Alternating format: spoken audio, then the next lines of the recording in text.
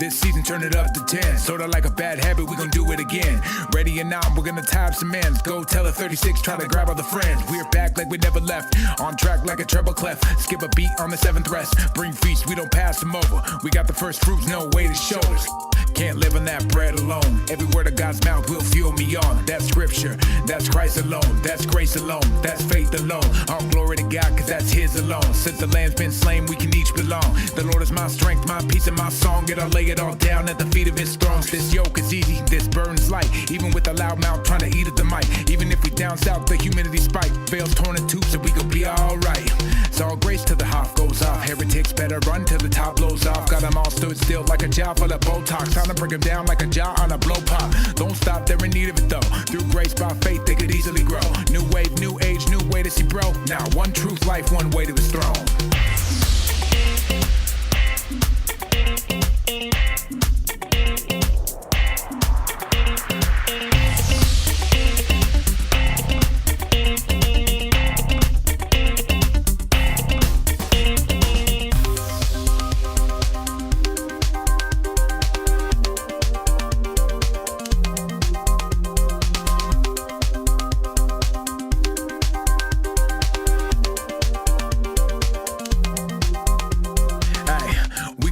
Like the cataract, Google it, we ain't dropping any rhetoric. Well, maybe so, but that's for you to find out. Don't get tossed to and fro by any loudmouth.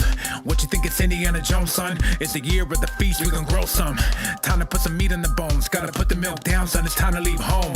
I'm just saying there's a time in the season you gotta be a Berean. If you just hear and believe it, you could be walking with demons. It could be rendering season. All the things that go to God, that's a little like treason. Wait, welcome back, my friends. Did you ever really think we could pass the 10? Our stocks up, we about to trend. Cause the whole 36 wanna rap again. Wait, sounds so good to be true. Like rabbinic candy land, ain't no ladders, just shoot.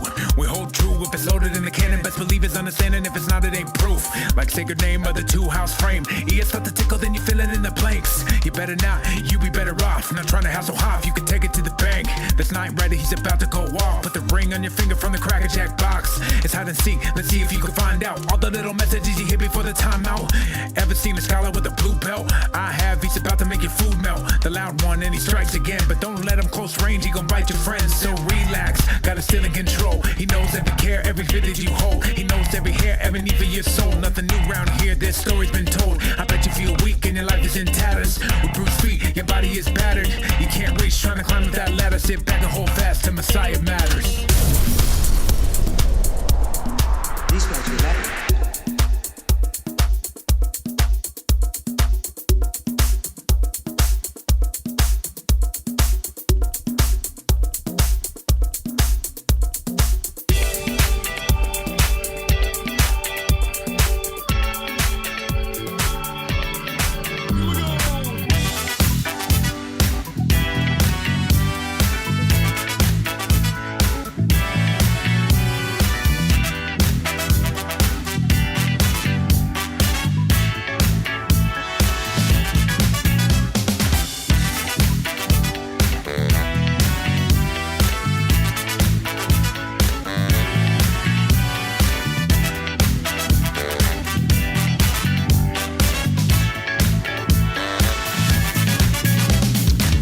It is Wednesday, January 3rd, 2024. This is Messiah Matters number 456. I'm about to make your food melt. My name is Caleb Haig.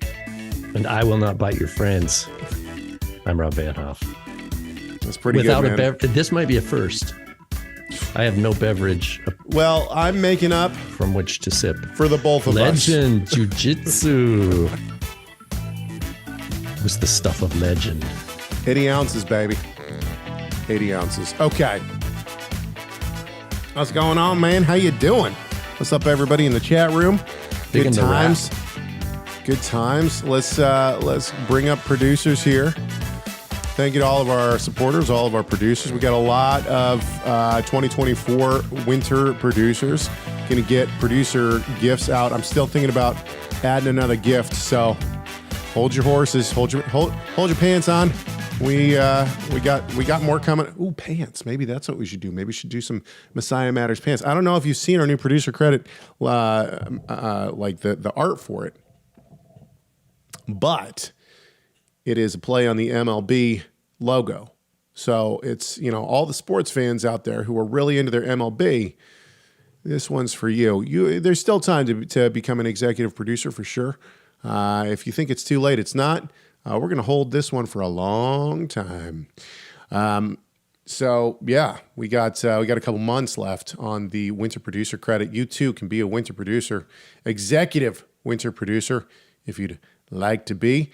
And just go to MessiahMatters.com and you can listen to old shows, or you can become an executive producer. That is cool, man. Let's. I just now saw that. I just pulled it up. What's that?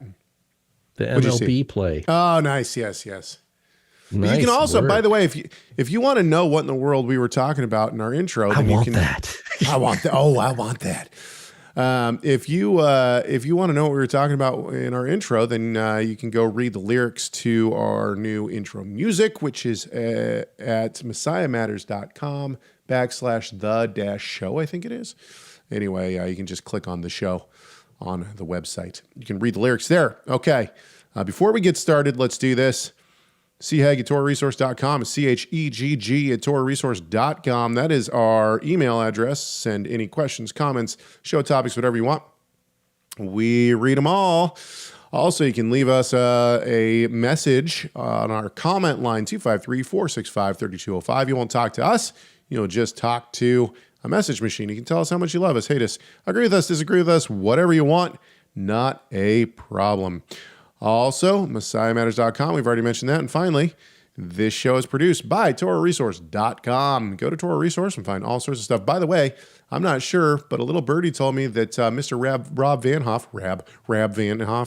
Van Hoff might be creating another mini course for what are you doing this time there, Rob? Well, Purim's next, so Boom. There's that. Boom! So get yourself a library membership now, and you will be able to see that when it comes out. And finally, last but certainly not least, please make sure to subscribe to this YouTube channel. I know it sounds weird, but it really does help us. And if you're already subscribed, do us a different favor. Click that like button. All right. Should we jump in? What do you want to do? And I could say, you don't have to wait till Hanukkah to do the Hanukkah mini course. I'm just saying. That's true. Learning is always good. Learning is always good. Let me fix you real quick. It looks like I got you a little bit small on my screen. Bring you up here a little bit. Sorry there, buddy. Gonna get you going. All right. The problem is that because of the program that we use, there's a little clip on the top and the bottom. Okay, you're gonna go black for a second. Boom. There we go. Pardon me. Okay. Should we jump in? What do you want to do? Let's do it. Let's jump in. We actually do have a lot to talk about today because we got some great messages. Okay. Matt writes in. He says this. Now, we've talked about this multiple times on this show before, but it's been a couple years, so it's time to bring it back up. Matt says, I saw on an Instagram story, so you know it's a great source, how about the Masoretic Text contains differences with the versions found in Qumran, as well as pretty significant differences. Esther was given as an example with the Septuagint. Okay, let's pause real quick. I'm not sure which Esther he's talking about. So Esther was not found at Qumran, which is one of the reasons that some scholars believe that it was not canonical in the first century. I don't know if I agree with that. I think that Qumran may not have thought it was canonical, but that doesn't mean that the rest of the Judaisms of the first century didn't find it to be canonical. It just means that they didn't find it at Qumran. That's number one. Number two, the differences between the Septuagint and the Masoretic text. There are differences. There's no doubt about it. We'll talk about those in a few seconds. Let's keep going with Matt's question. Given that the Masoretic text was done hundreds of years later than the Septuagint, which one is more correct? I am seriously considering starting to learn Hebrew next fall with Torah Resource. After seeing this divinely inspired Instagram post, I'm wondering what the two of your thoughts on this subject are and whether or not it'd be better to learn Greek and read both the Septuagint and the Apostolic writings, or better understand and appreciate the Tanach, my main objective through the learning of Hebrew. I'm going to pass this off to Rob first while I look for something. Ready? Go. Oh, okay, sure. Yeah. So what I'm hearing, the basic question, thanks for the question, by the way.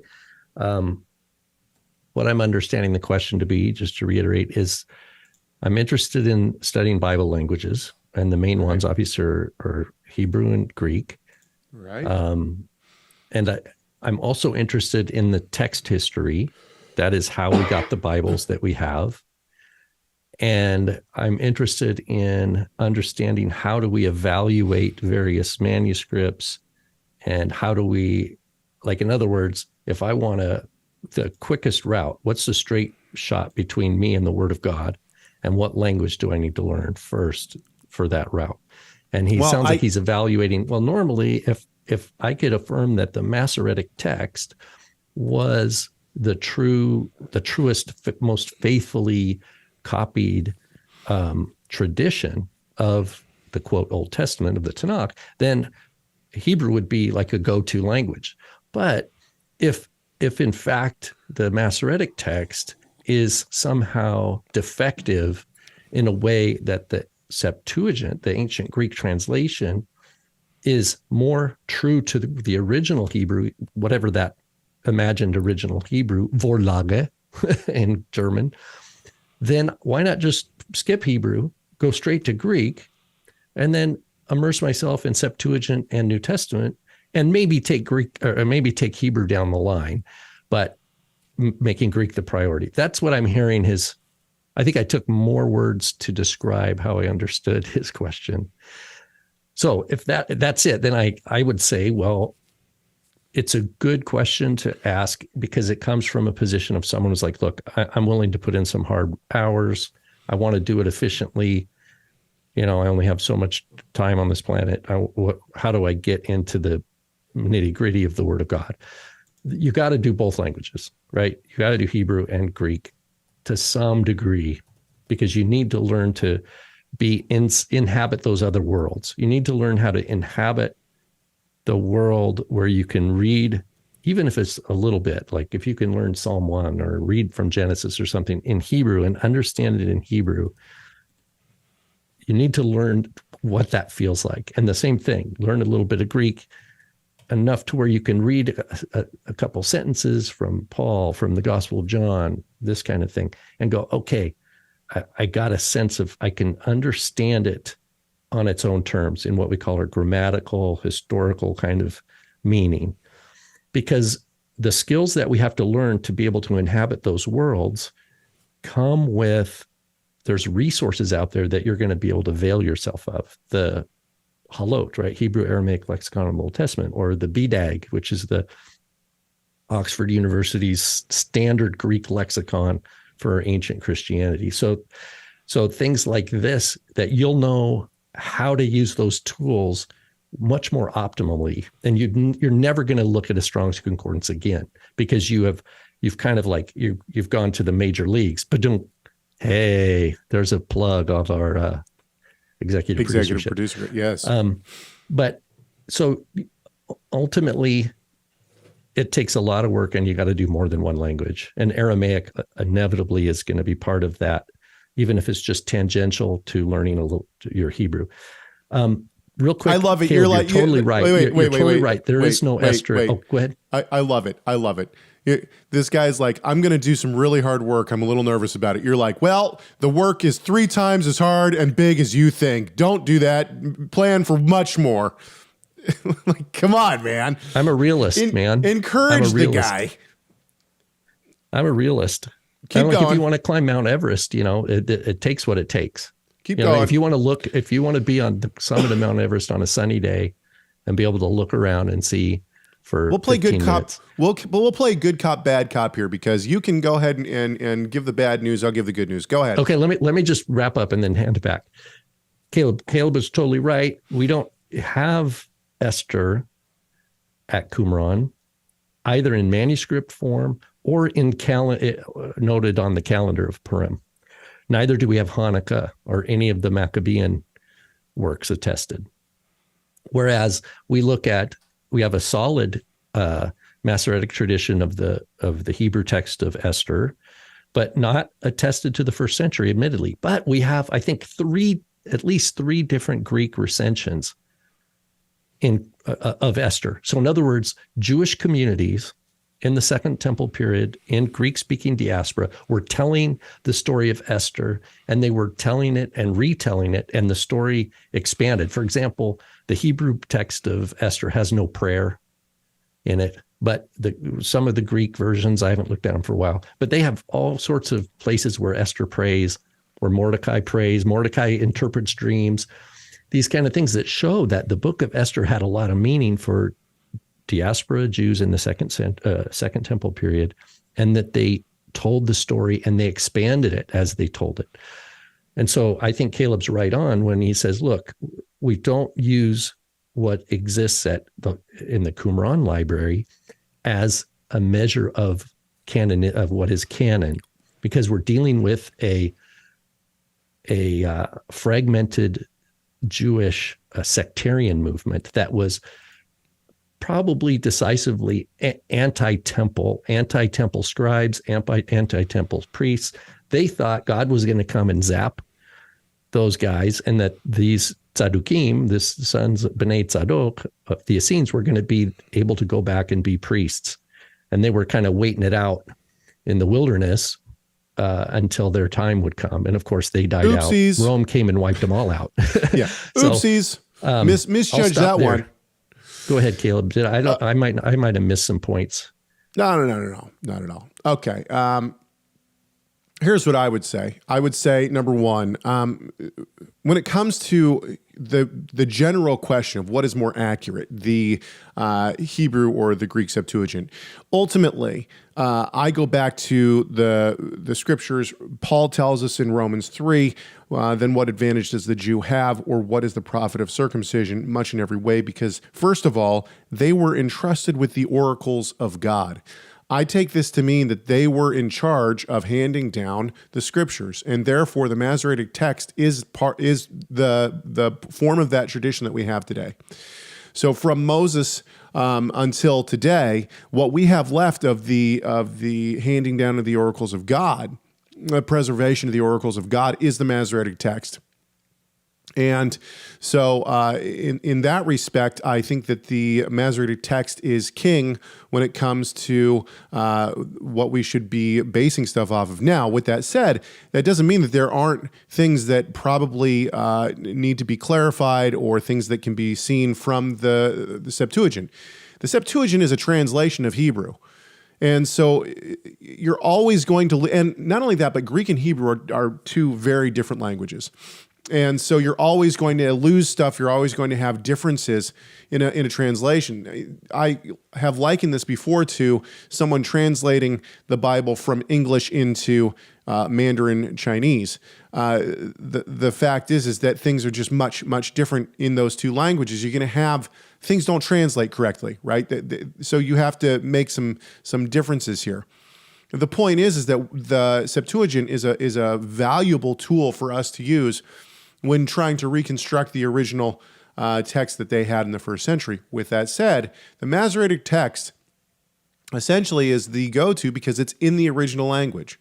The Jews were very, very, very diligent in attempting to make sure that there were no changes made to the text. And so ultimately, we can trust our Bible and we can trust the text that the Jewish people, the people of Israel, were entrusted to keep.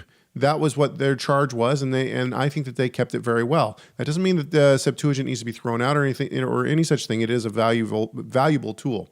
When it comes to languages, Rob's probably right that you'll need some literacy in multiple languages to be able to be the student that you probably want to be. However, with that said, I would encourage you to start with Hebrew.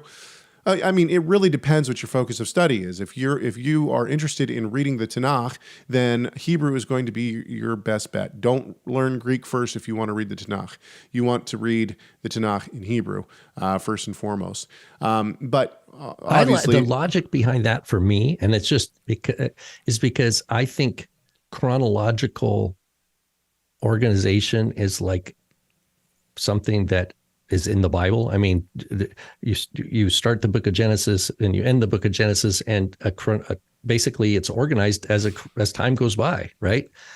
right? Noah, Abraham, right? Then Jacob, and then Joseph in Egypt, right? Time's going by. And so for a believer who's like, yeah, in the long run, I'm going to do both.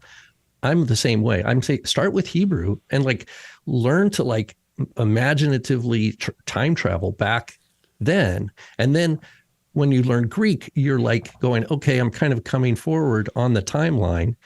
And there's, I think, a nice approach in that regard, to do it chronologically. But if you're coming into it and you're like, man, I just want to understand the Gospel of John, like that's my passion, then go right to Greek. Right.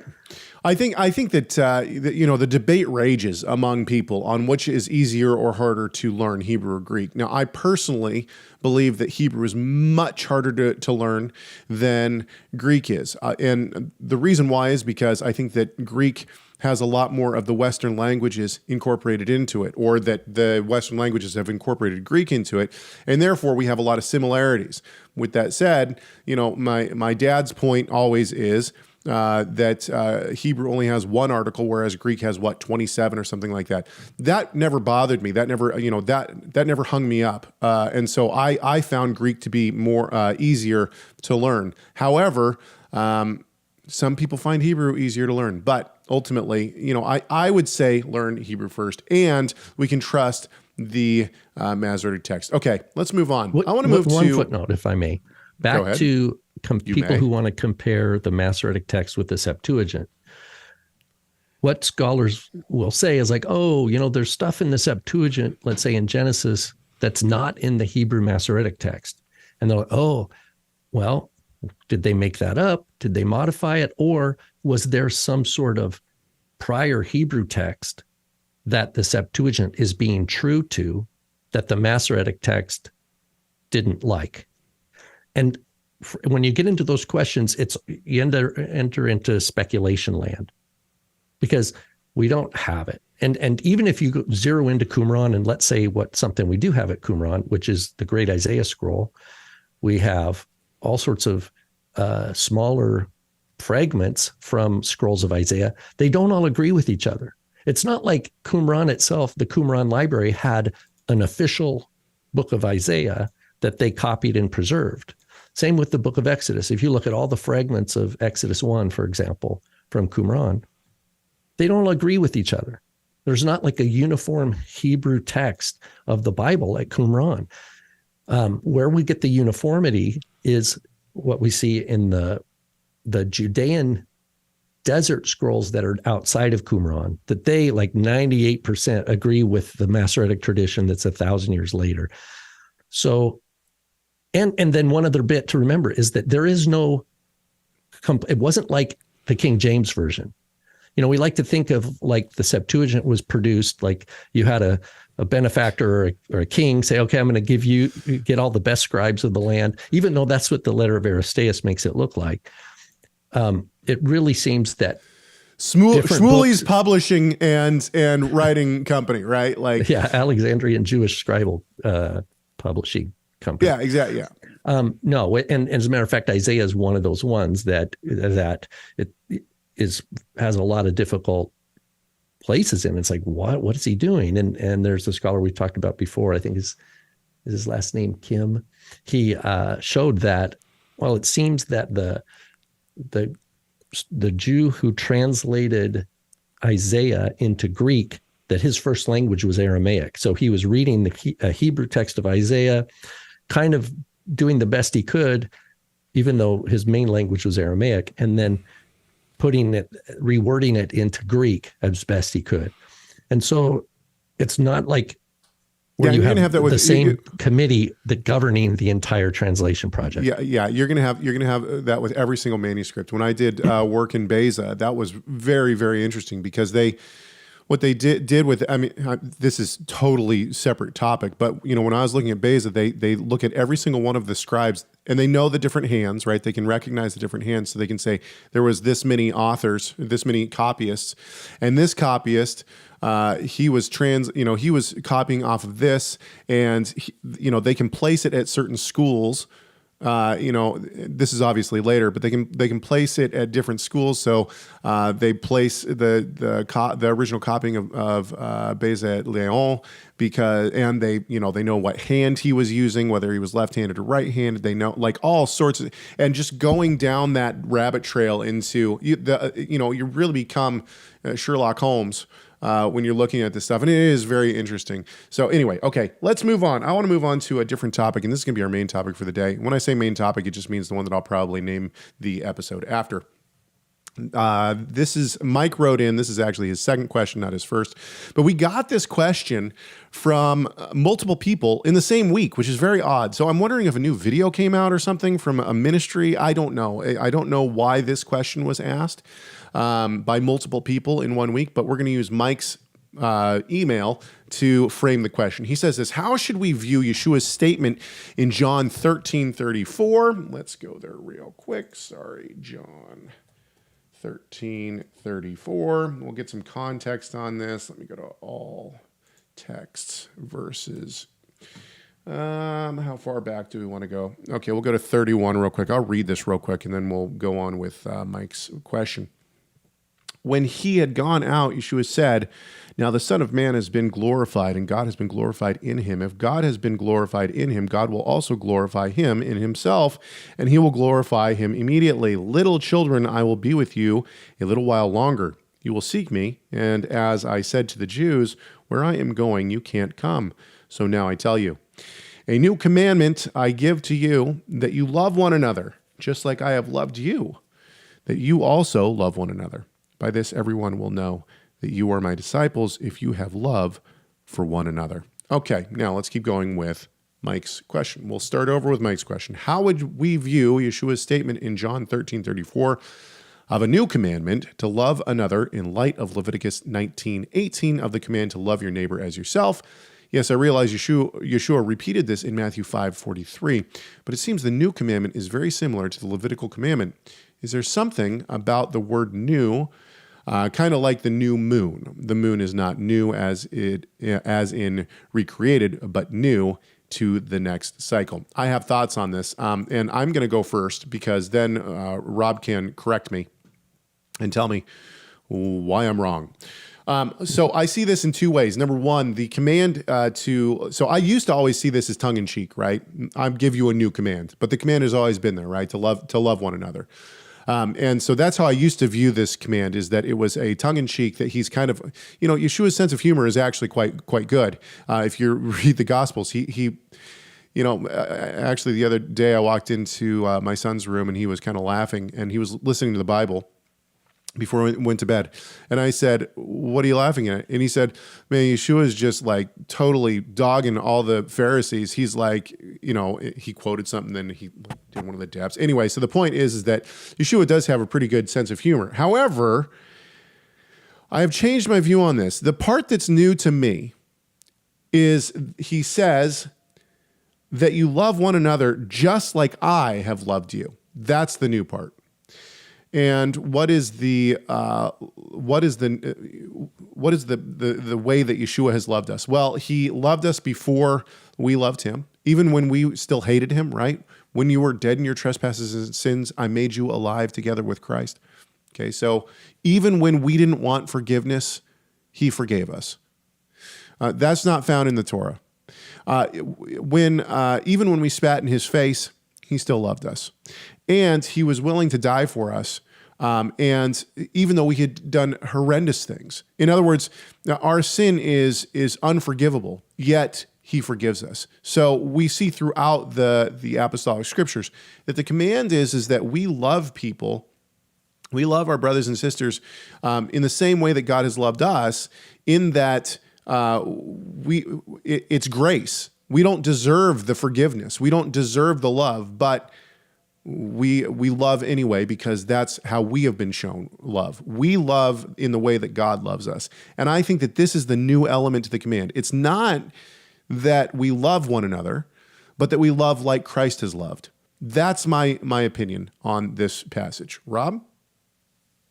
Yeah, I agree with pretty much everything you said, except I would say the idea of it, that it's not in the Torah, maybe not explicitly, but the very Abrahamic covenant guarantees all the families of the world will be blessed.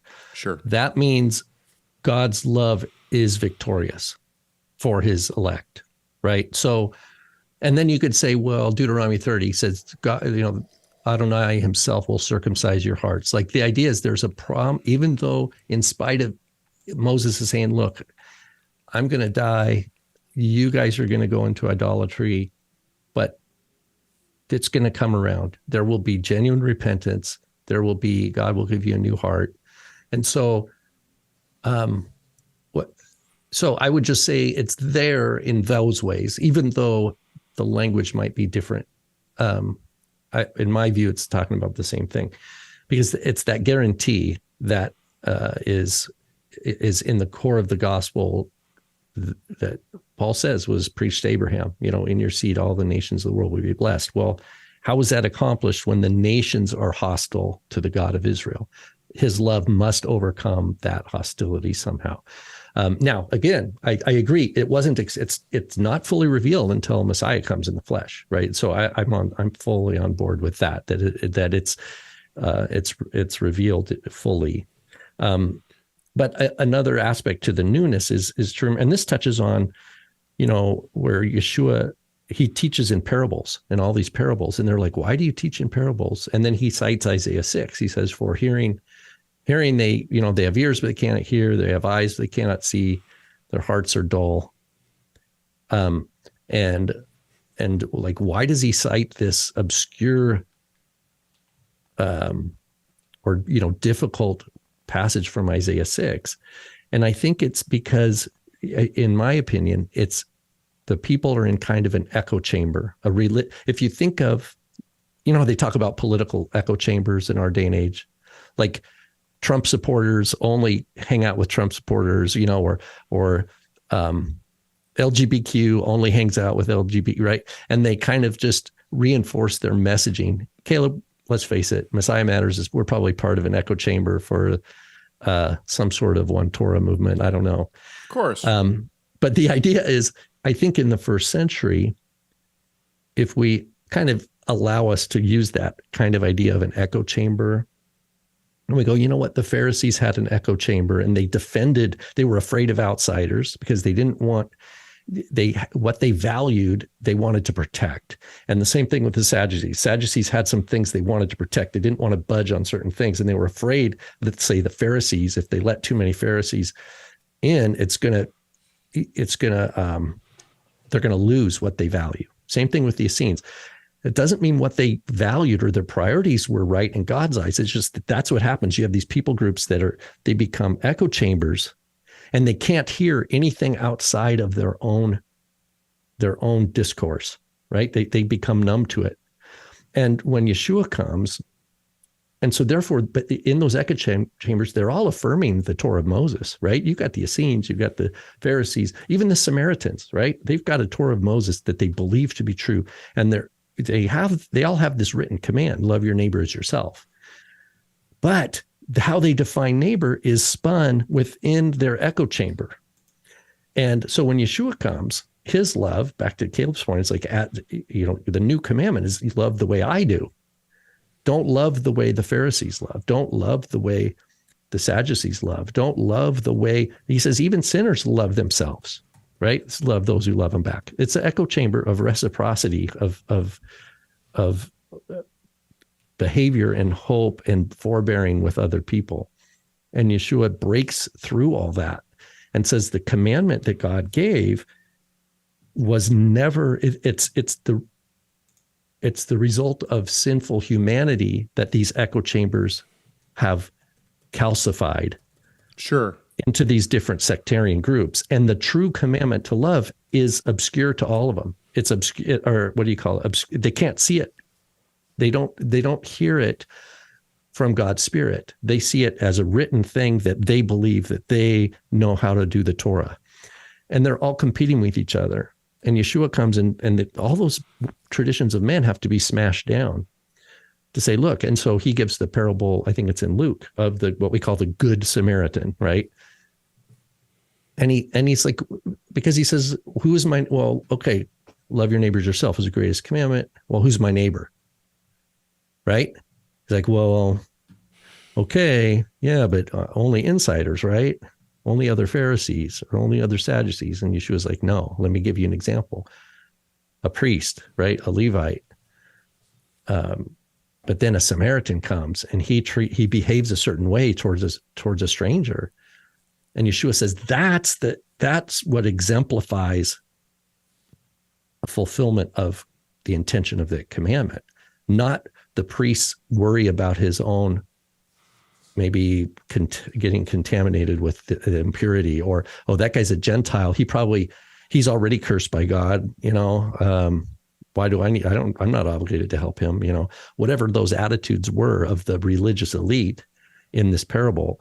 It's this Samaritan, which is like, ooh, Samaritan, they're heretics, right? Kind of thing. Well, the question is not, was he a Samaritan or not? The question is, how did he behave towards another human? And that is closer to the heart of the command than what the priests and Levites were occupied with in their minds at that time. So I think the newness then is helping the disciples shift out of a tit for tat kind of reciprocal back scratching or echo chamber way of sectarian viewing of the world, and saying, oh, then it's new to them because they're like, oh, I have to change the definition of neighbor.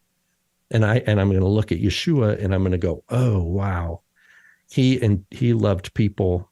Like locally, we're reading through Luke and we read how Yeshua leaves Galilee. He goes across the lake to the east side and he heals the demoniac who's hanging out with these naked. He's hanging out in the tombs, which is all unclean. And he heals the guy, sends the demons into the pigs, right? They've got pig herdsmen over there. So we know that this isn't a culture of impurity over there. There's a lot going on. Yeah. And he heals him. And then he heads back over. And the guy he begged to come with Yeshua. He says, let me come with you. And he's like, no, I've got work for you to do. You go and you tell what God has done for you, which means you're taking the message of the God of Israel to this pagan people. And then Yeshua leaves. It's like he goes over there, whereas what other Jew would do, he's demonstrating a confidence in the covenant, but that the covenant is a light for the world. It's not to be put under the bushel, right? The light is to be put up so it lights everybody in the house. And that newness, I think, is that like, look, I know you Pharisees think that you love the way God says love. I know you Sadducees think you love the way, but look, it's like you have to realize it's like you're lighting a lamp and you're hiding it in your echo chamber, and that's not fulfilling the Torah. It has to be put up on the lampstand. Okay, I'm done. Okay, so great explanation, and I think you're right on that. I think that I'll end cap that. I think that loving your neighbor does not mean loving the people that are just so close to you that, it's not just loving your buddies. It's loving the people that are hard to love. Okay. I want to touch on one that's not in your show notes, Rob. I got this. Right. I've been having a conversation with somebody in the past day.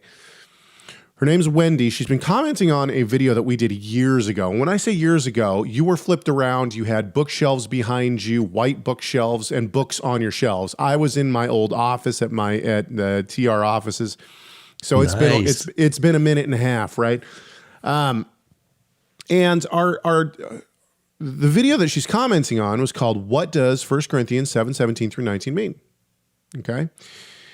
And so if you're unfamiliar, Paul uses this phrase, circumcision is nothing, uncircumcision is nothing, but what matters is keeping the commands of God. Something to that effect. He uses it many times, I think 5 times in total. And in Galatians too. Yeah, it's a variation of it. Right. So, but I mean, the point is that I think he uses it 5 or 6 times throughout his writings, okay? And so we were talking about this, and Wendy... I know of 3 for sure, but anyway. Okay. Wendy comments and she says, what about 19b? And I said, I don't understand the question. Can you elaborate on the question?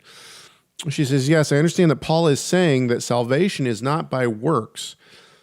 But here he is saying circumcision is not important. Then in the same sentence says it's all about the law.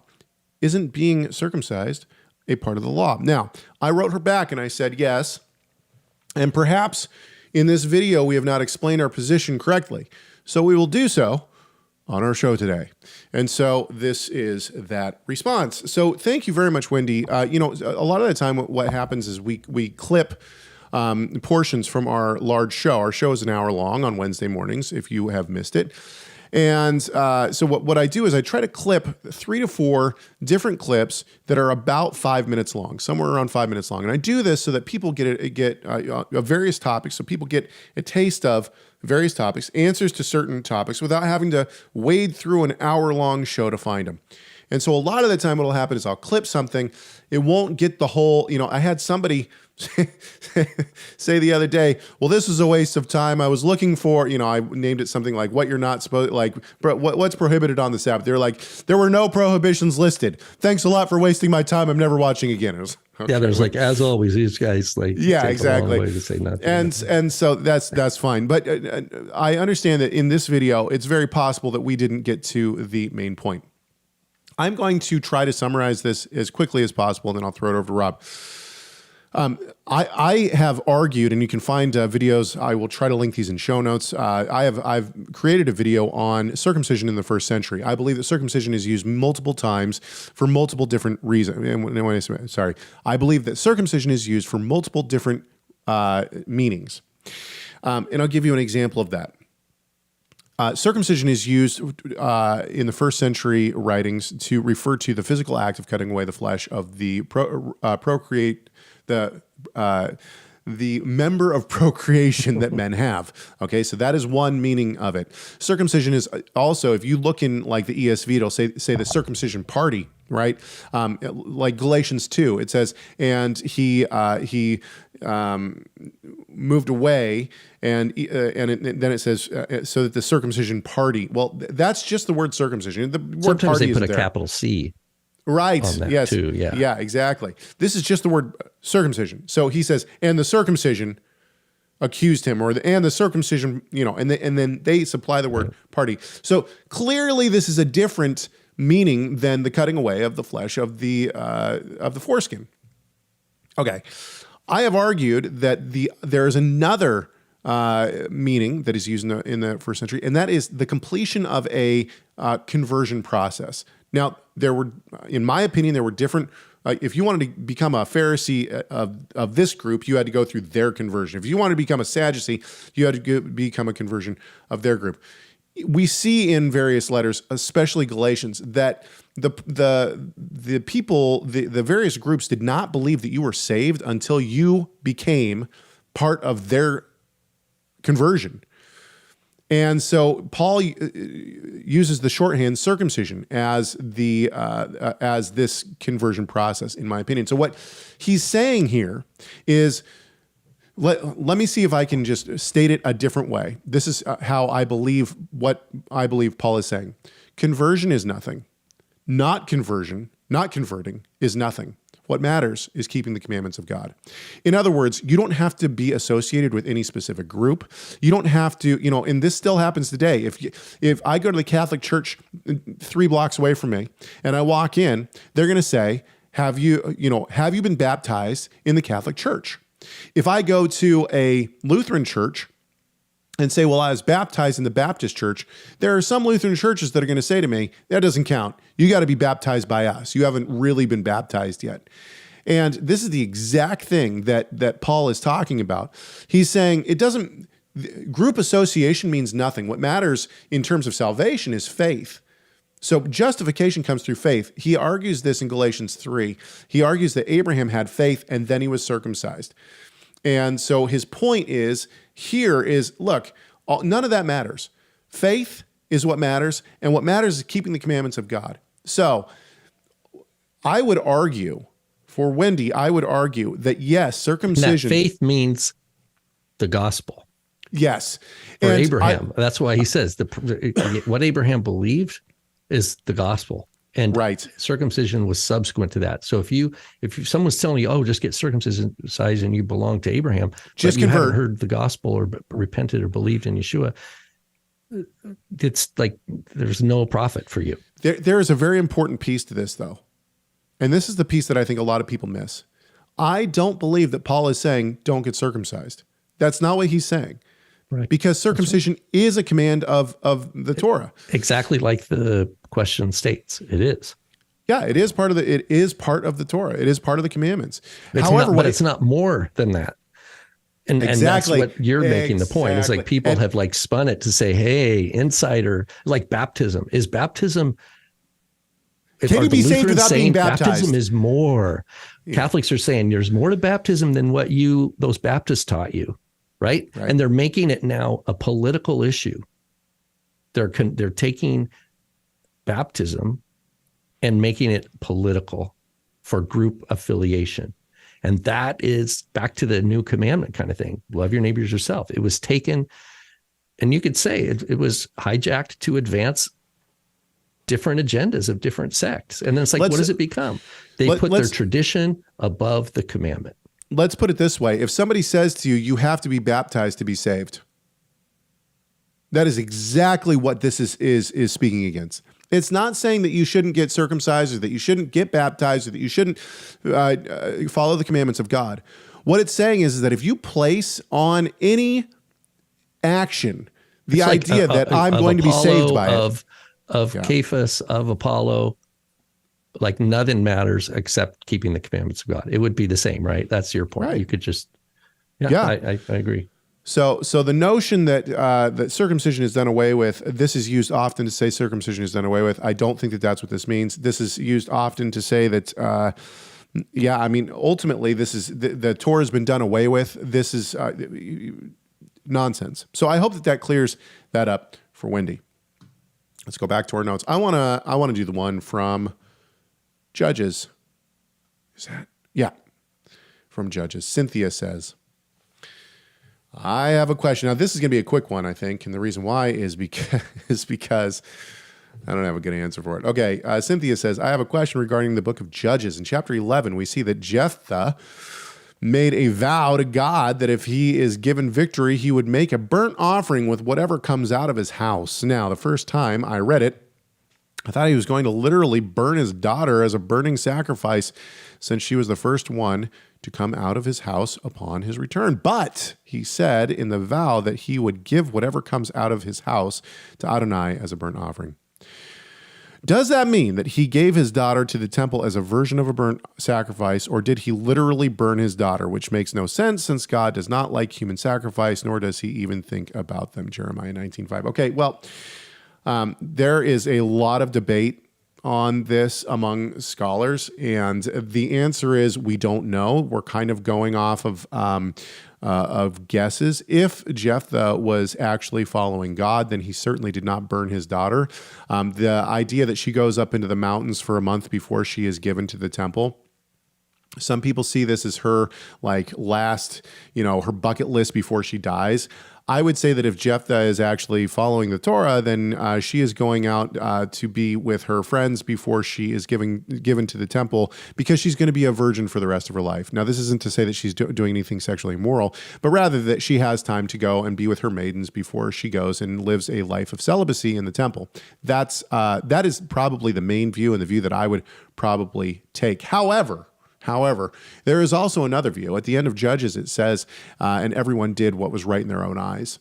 And so many have said that this is the wrapping on the present of Judges, that basically Judges goes through and shows every single thing that people did that was heinous and awful in God's sight, but they did it anyway because it was right in their own eyes. Under this view, if we took that view, that everyone's doing what's right in their own eyes, then could it be possible that Jephtha burns his daughter as a burnt offering? The answer is yes. Under that view, it could be, because he's not doing according to the Torah. He's doing what's right in his own eyes and not according to what God wants him to do. So which one is it? Well, we don't know. I think that there is the best argument is that he dedicates his daughter and gives her in service to God in the temple. However, is it possible that he actually burned her? As unfortunate as such an interpretation would be, it is certainly possible, especially with the ending of Judges being the way that it is. I think that if you look at Judges, some of the most horrific things that we see in the entire Bible are performed in the book of Judges. The last story where the dude gets mad at the tribe of Joshua, and he cuts his concubine up and sends her to all these. I mean, it's something out of a horror movie. It really is. It's awful. And it's not the only story like that. Samson, when we were thinking about naming our one of our sons, we thought about the name Samson. I went through and I read Samson. The dude's not really that great of a guy, honestly. When we look at it, he's kind of a ladies' man, right? He's going after the ladies, and it's not something that I think God smiled upon. And so the point is, you go through the book of Judges, it's story after story of us going. Yeah, he was supposed to be a Nazarite. Speaking of vows, he was supposed to be a Nazarite, and then he's like doing all this stuff. That was like, wait a minute. But yeah. So I had just a comment. Yes. The Jephtha is a great example. And there's a book by David Marcus, who retired from Jewish Theological Seminary, whose Festschrift I contributed an article called Case of the Closed Mem, available online. Let me know if you'd like for $185. What's that? For $185. Isn't that it? Wasn't it a publishing company that like prices things very high? How much is that? Oh no, book? this one actually is free. It's all online for free. Nice. Okay, never mind. The article's free online. But he wrote a book. David Marcus wrote a book in the 80s called Jephtha and His Vow. And it's a whole book that explores this very question and says, look, that there are two different ways of reading this text throughout history.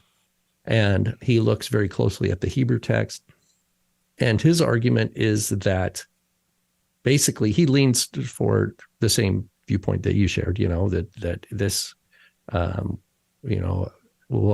he didn't literally do this, that this represented, he gave her up, kind of like maybe Hannah gave up Samuel or something like that, a way of a gift unto the Lord.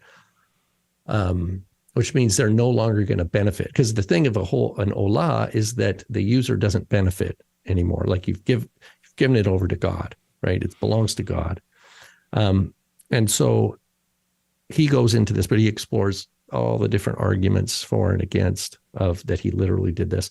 And I think the framing that you point out, Caleb, is exactly right, that everyone did what's right in their own eyes. I think that the Holy Spirit inspired the book of Judges to actually have Jephthah as a center point. And my view is that he did not literally offer her. And what kicks me over the edge for that interpretation is that Jephthah is listed as a man of faith in Hebrews 11. And that means that in the whole list there. Yeah. Now you could say, well, David was listed and he was a murderer. I suppose someone could do that sort of thing. But I think that he was a man of God. He was a man of faith. And, but what it does, because there's enough, our English translations can translate the Hebrew in a way that directs you to think that, he did it. But if you're very careful and you're honest to the straight Hebrew text, it's what David Marcus argues is deliberately ambiguous. It deliberately puts the reader in a place of what's right in whose eyes. Like it puts you right on the fence. And then you have to appeal to That's a great point. A vision of God's will or a vision of like a kind of a carnal reading. And it puts the reader right there. And you have to, it shows that by faith, we say he did not do it, right? And it's a faith-based interpretation that does not abuse the text in any way. Because like I said, I think David Marcus who was a professor of Bible for how many decades. And he's not within a Christian tradition. He's within the conservative Jewish tradition. Right. But wrestling nevertheless with the same difficulty of a history of interpretation that is heavily weighted on the side of Jephthah slaughtering his daughter. And he comes out saying he doesn't think that's the proper reading. He thinks the text deliberately sets up the interpreter to see what move the interpreter's going to make, and then they'll see what they want to see right subsequently. And that's my idea. And, I don't think that's the only place the Bible does that. I think the Bible gives all sorts of places where it puts a person, the reader or the hearer, in a situation where they're, oh, and then the question is, okay, well, if I give heavy hermeneutical weight to the covenant promises and the character of God and his holiness, then the answer is obvious. But if I give weight to like, oh, this is just men doing their own thing, nobody really knows what the truth is.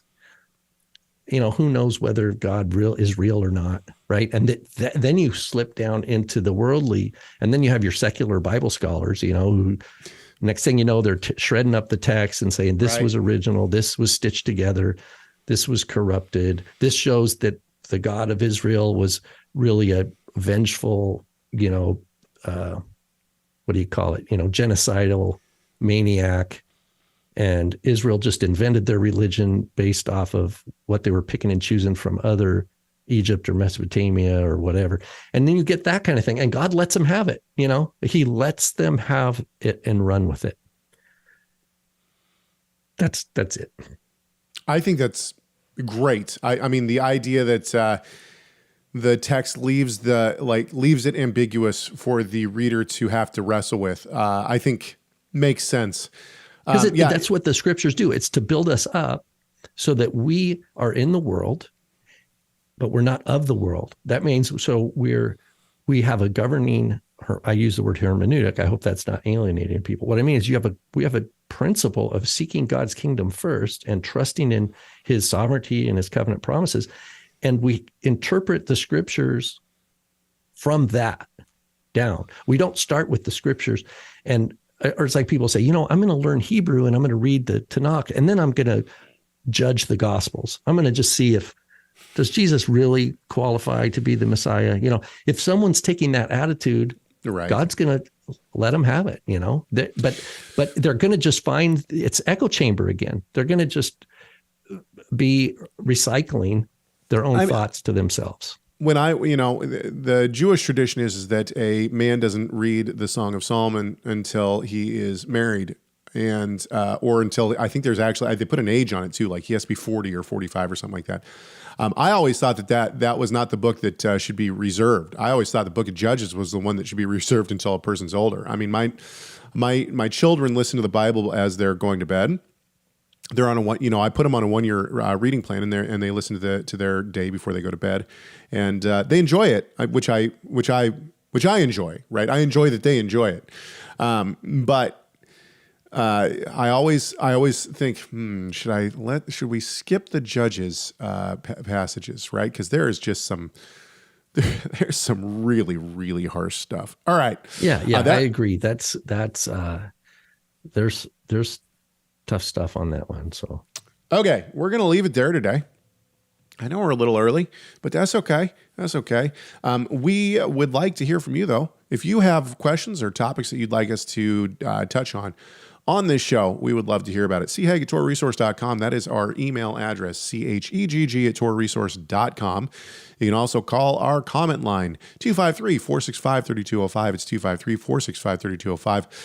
You're not going to want to miss our Mystery Bible Theater 3000, which is coming back this Friday, by the way. It's a good one. We've already recorded it, and it's well worth the... it was so good, we recorded it already. Yeah, exactly. That's how good it is. And it's a longer one. I think we went 35 minutes or something like that. It was a good one. We might be strained. We might be pushing the boundaries of the of the genre. But that's okay. Last thing, please subscribe to this YouTube channel. I know it sounds weird, but it really does help us. And we will be back next week. We hope that this conversation has done at least one thing. That is to glorify our great God and Savior, Yeshua the Messiah. Why? Well, you know why. Because Messiah matters.